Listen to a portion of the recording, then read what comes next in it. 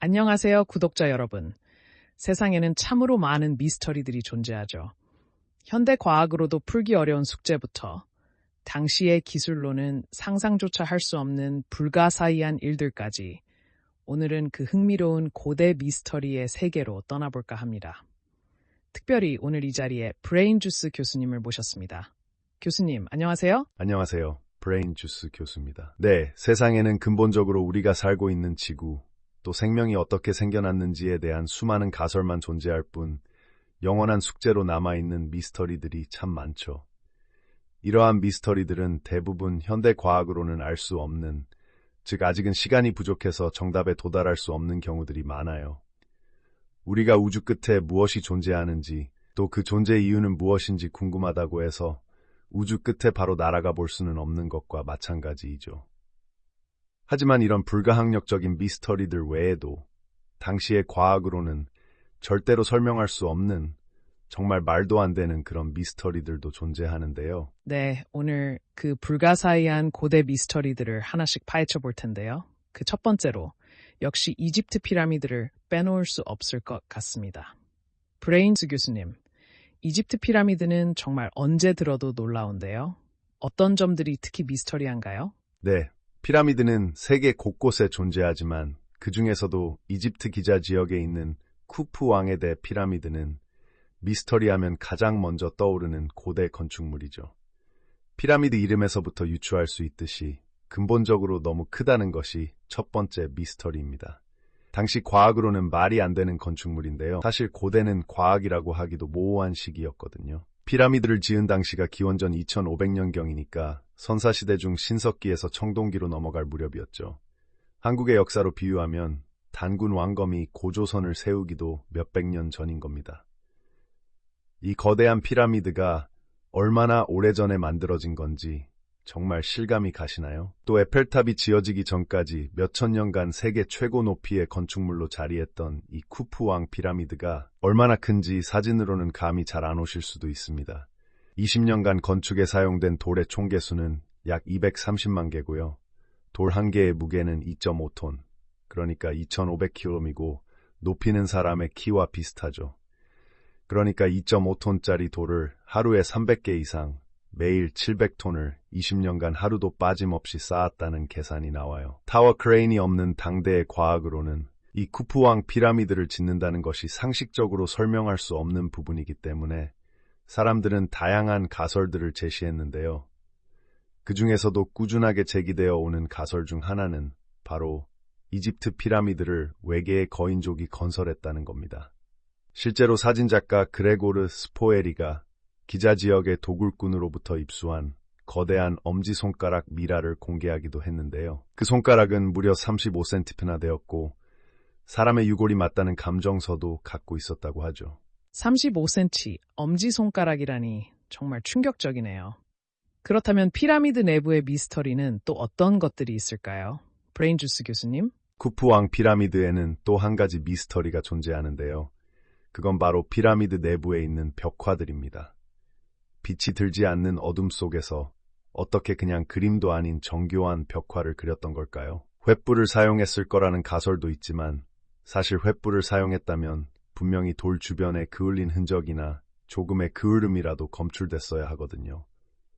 그런데 그 어떤 흔적도 발견되지 않았죠. 또 피라미드 내부는 생각보다 협소해서 산소 부족으로 질식의 위험이 높아 횃불을 사용하는 건 거의 불가능에 가깝다고 합니다.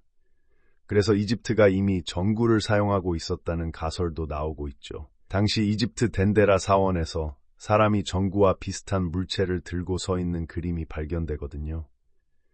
만약 고대 이집트가 전기를 사용했다면 이 그림은 충분히 전구라고 짐작이 가능할 것이었죠. 하지만 사실 저런 전구를 사용하려면 엄청난 양의 전지가 필요하고 어디서도 그런 흔적은 발견되지 않았기 때문에 이것 또한 가능성이 낮다고 보는 겁니다. 정말 알 수 없는 부분들이 한두 가지가 아니네요. 그럼 이 거대한 피라미드는 도대체 왜 만들어졌던 걸까요? 브레인주스 교수님? 쿠프왕 피라미드에는 또 하나의 의문점이 있는데요.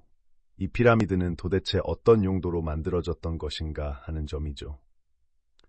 물론 왕의 무덤으로 사용했을 것이라는 설이 가장 유력하기는 하지만 아직 이에 따른 사실적 증거는 단 하나도 없어요. 왕의 무덤이었다면 분명히 유물이나 미라가 발견될 수밖에 없는데 그런 증거가 눈꼽만큼도 발견되지 않았기 때문이죠. 그리고 도굴을 당했을 거란 주장도 있지만 도굴된 거라면 도굴의 흔적이 명확히 발견되었어야 했습니다. 아직은 이 피라미드에 대해서 어떠한 흔적도 찾지 못했죠. 찾은 거라곤 의미를 알 수 없는 부호들 뿐입니다. 하지만 아직은 접근하는 것이 불가능한 공간도 존재하고 우리가 찾지 못한 숨겨진 공간도 분명히 존재할 겁니다. 네, 다음 미스터리 장소로 넘어가 볼까요? 태평양 한가운데 외딴 섬에 세워진 거대한 석상들, 바로 모아이 석상입니다. 이 모아이 석상에 대한 미스터리도 정말 대단하죠. 브레인주스 교수님? 네, 1722년 네덜란드 탐험가 야콥 로게베는 태평양을 돌던 중 멀리서 봐도 눈에 띌 만큼 기이한 작은 섬 하나를 발견하게 됩니다. 섬 가까이 도착한 야콥은 자신의 두 눈을 의심케 하는 광경을 목격하게 되는데요.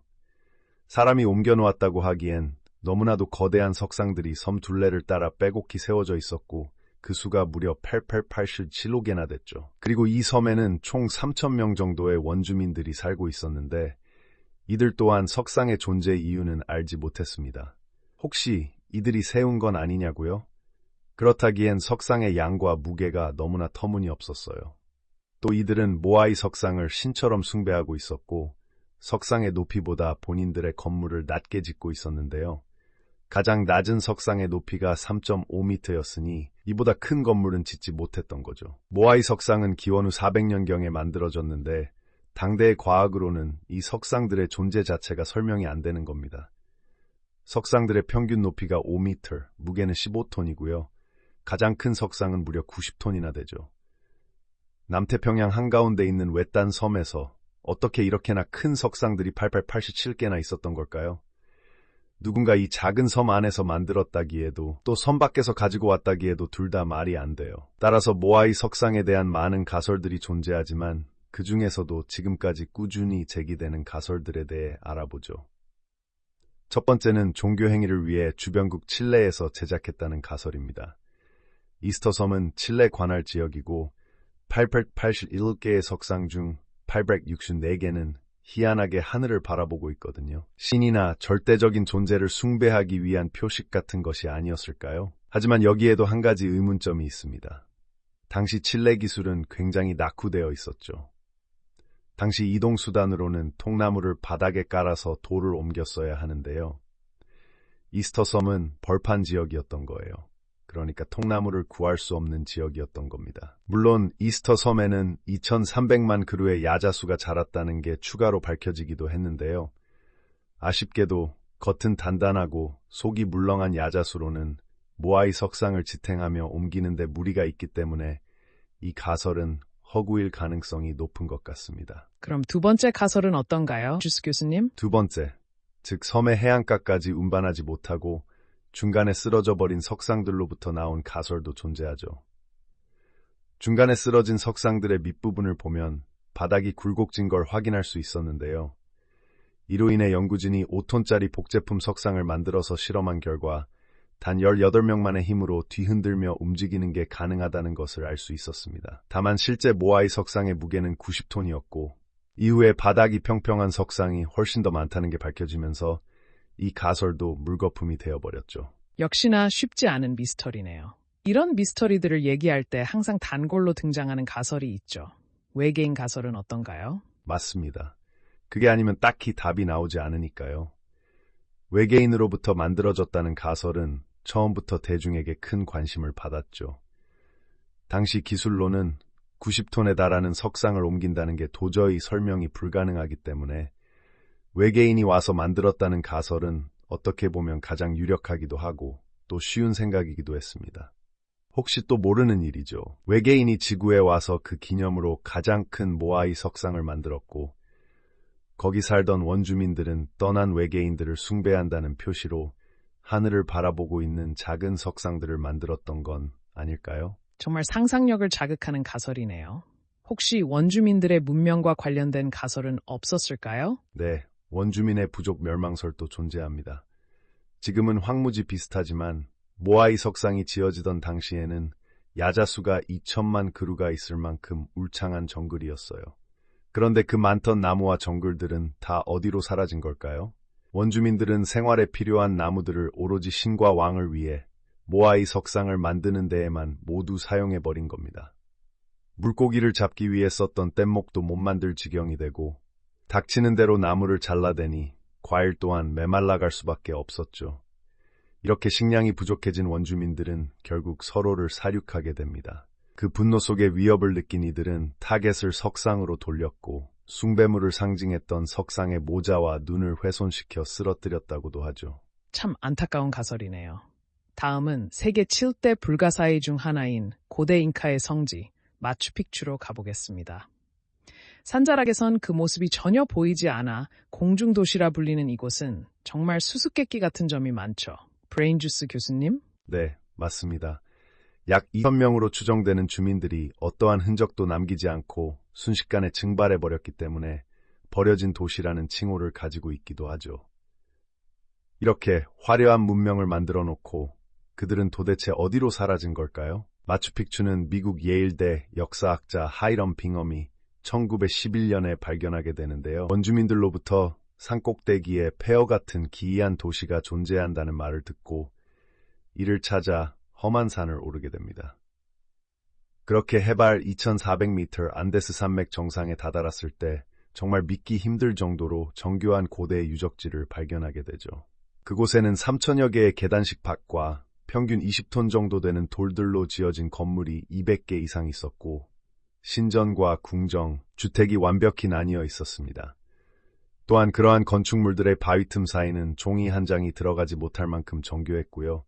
가장 거대했던 돌의 크기는 8m가 넘었으며 그 무게는 무려 360톤에 달했죠. 마추픽추를 최초로 발견한 당시 이곳에는 막대한 보석과 장신구들이 있었습니다. 미국은 페루가 이 유물들을 보관할 시스템이 부족하다 생각하여 연구를 목적으로 수천 개의 유물들을 미국으로 가져갔죠. 본격적인 발굴 작업이 진행되면서 고대 도시의 경이로운 기술력이 드러났는데요. 당시의 기술력으로 어떻게 저 무거운 돌을 운반하고 정교하게 재련했으며 왜 하필 산꼭대기에 이런 건축물을 지었던 걸까요? 또 그 용도는 정확히 무엇이었을까요? 사실 이런 고대 건축물들이 불가사의로 규정된 건 이 건축물들의 시초를 어디에서도 찾을 수 없기 때문입니다. 세상에 존재하는 모든 과학과 기술 정보들은 그 이전 단계가 존재하고 일련의 발전 과정을 거쳐 세상에 존재하는 것인데요. 스마트폰 이전에 2G폰을 썼고 그전엔 삐삐가 있었던 것처럼 말이죠. 하지만 마추픽추에는 이러한 발전 과정 없이 어느 날 하늘에서 툭 하고 떨어진 것 같은 유적들이 존재합니다. 대표적으로 인티와타나라는 해시계가 있죠. 4개의 모서리는 동서남북을 가리키며 그림자의 기울기와 길이로 시간을 측정했습니다. 갑자기 나타난 이 시계의 존재 자체만으로도 정말 미스터리하지만 시계가 있었다는 건 당시 그곳에 고도의 문화가 존재했다는 것 또한 알 수 있죠. 앞서 말했듯 마추픽추는 우리에게 어떠한 기록도 남기지 않았습니다. 기록을 남길 문자가 존재하지 않는다는 것, 이러한 기술과 정보들을 후대에게 전달할 방법도 선대로부터 기술을 습득할 방법도 없었다는 것이죠. 문자 없이 문명을 이룰 수는 없다고들 하는데 그럼에도 불구하고 이 마추픽추는 도대체 누구로부터 세상에 존재하게 된 걸까요? 문자가 없이 어떻게 이런 문명을 이루었을지 정말 의문이네요. 다음은 당대 천문학과 수학 분야에서 상당히 뛰어났던 마야 문명으로 가보겠습니다. 마야 문명 하면 치첸이트사와 함께 잔혹한 인신공양 의식이 떠오르는데요. 브레인주스 교수님? 네, 맞습니다. 이들은 인간을 제물로 바치는 이른바 인신공양을 했던 문명으로도 잘 알려져 있죠. 멕시코 유카탄 반도에 위치한 치첸이트사에는 당시 마야인들이 신전으로 사용했던 건축물들이 많이 남아 있습니다. 그 중에서도 가장 먼저 눈여겨봐야 하는 것은 도시 심장부에 우뚝 서 있는 이 엘 카스티오라는 피라미드 형태의 건축물인데요. 이 거대한 피라미드의 설계 방식에는 당시 마야 문명의 천재적인 수준의 천문학과 수학적 지식이 고스란히 담겨져 있습니다. 피라미드의 4개 면에는 각각 신전으로 향하는 계단들이 있는데 그 개수가 한 면당 91개씩 총 3,164개이고요. 여기에 마지막 신전으로 통하는 계단 1개를 더하면 정확히 1년의 일수인 365개로 맞아떨어지죠. 1년의 일수를 정확히 알고 있는 이들의 지식이 정말 놀랍기도 하지만 이곳에서 인간을 제물로 바치며 신성한 의식을 하려 한 그들의 집착이 조금 오싹하게 느껴지기도 합니다. 또한 마야인들의 이런 치밀한 설계는 매년 춘분과 추분 때마다 나타나는 피라미드의 신기한 현상으로도 알 수 있는데요. 농사의 시작을 알리는 춘분이 되면 신 쿠쿨칸이 마치 피라미드를 타고 땅으로 내려오는 듯한 그림자 형상이 만들어집니다. 그들은 이것을 신의 메시지로 받아들였으며 이렇게 쿠쿨칸의 모습이 나타나면 한 해 풍년을 기원하며 제신 의례를 행했다고 하죠. 정말 신비로운 현상이네요.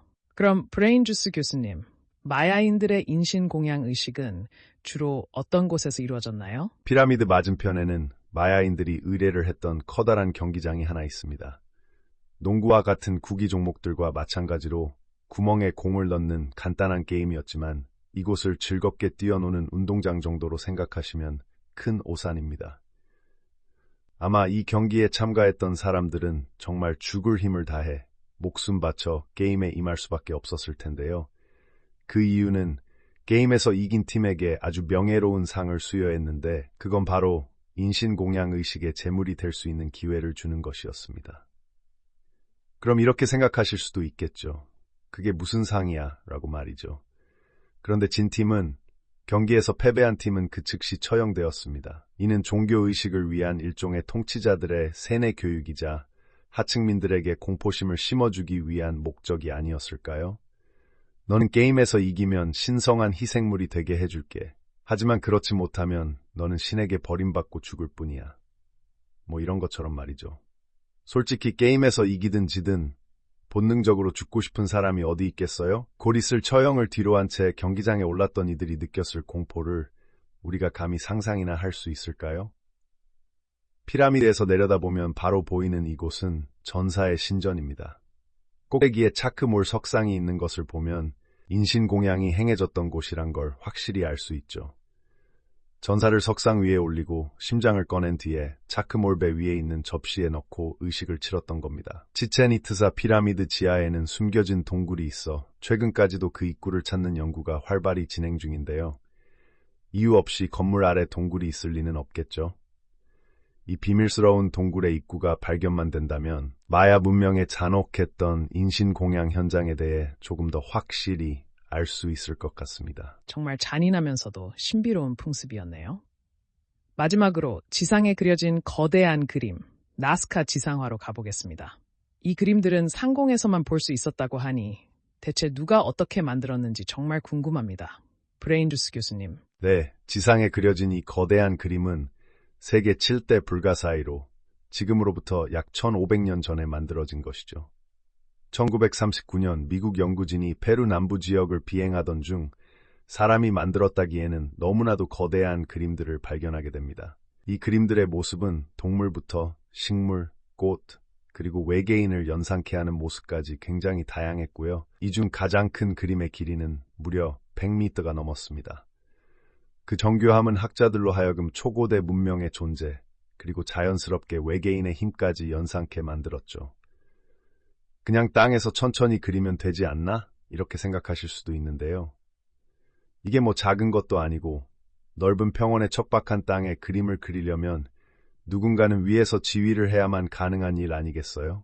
하지만 2500년 전에 그림을 확인할 수 있는 비행 기술은 공식적으로 없었습니다. 땅에서는 그림의 전체 형태를 절대로 볼 수가 없죠. 때문에 2000년이 넘는 시간 동안 그 누구에게도 발견되지 않고 온전한 형태를 유지할 수 있었던 건데요. 그들은 도대체 어떻게 이 거대한 그림들을 이렇게도 정교하게 그릴 수 있었던 걸까요? 비행 기술 없이 어떻게 그렇게 거대한 그림을 정교하게 그릴 수 있었을까요? 역시 외계인 가설이 여기에도 등장하겠죠, 교수님? 물론 이 문양들이 처음 발견됐을 당시 사람들은 이것들이 외계인들이 지구에 착륙했던 흔적이라 주장했습니다. 나스카 사막에는 이런 그림들뿐만 아니라 정말 수많은 직선 형태가 포착이 되어서 이것들이 마치 활주로의 모습과 같다는 주장이었죠. 하지만 인간이 만든 것이라면 이것들이 어떻게 가능했을까요? 여기에 기원전 600년에 이미 하늘을 날 수 있는 비행체들이 존재했다는 가설이 있습니다. 일부 학자들은 이 나스카 문양이 만들어졌을 당시 이미 열기구가 존재했을 수도 있다고 주장하죠. 이 가설이 신빙성이 높은 이유는 다름 아닌 나스카인들의 무덤에서 발굴된 뛰어난 직물들 때문입니다. 이들이 사용했던 천들은 현재 낙하산에 쓰이는 소재보다도 섬세하고 높은 기밀성을 가지고 있었거든요. 당시에 이들이 만약 열기구의 작동 원리만 알고 있었다면 그들이 사용했던 천들로 충분히 비행이 가능했을 거라는 실험 결과가 나왔습니다. 또한 각각의 그림들 주변에는 거대한 구멍들이 있었고 그 안에서 불을 피웠었던 흔적 또한 검출되었죠. 구멍을 화덕으로 삼아 열기구를 띄워 그림을 그렸을 것이라는 이 주장은 아직까지도 가장 유력한 가설 중 하나입니다. 정말 놀라운 가설이네요. 고대인들이 열기구를 만들었다는 상상은 해본 적이 없는데 말이죠. 또 다른 가설은 없었을까요? 브레인주스 교수님? 네, 기하학적 확대법을 사용했다는 설도 있습니다.